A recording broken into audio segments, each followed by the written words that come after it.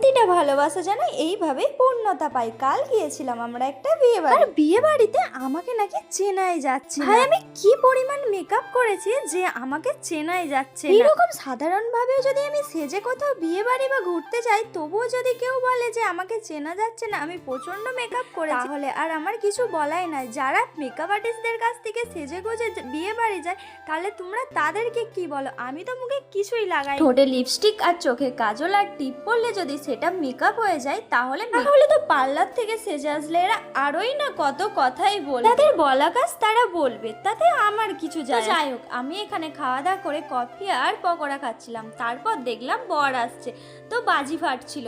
তো এখানে আমি খাওয়া দাওয়া করে তারপর চলে গিয়েছিলাম বর দেখতে। আর আমাদের এখানে বরকে কোলে করে নিয়ে আসা হয়। তোমাদের ওখানে কিভাবে নিয়ে আসা হয় অবশ্যই কমেন্ট করে জানাও। যদিও বা সবাদের নিয়ম এক নয়, তোমাদের নিয়মে কি হয় অবশ্যই কমেন্ট করে জানাও। আর এখন হচ্ছে শুভ দৃষ্টি, আর আমরা শুভ দৃষ্টি দেখে বাড়ি চলে এসেছিলাম।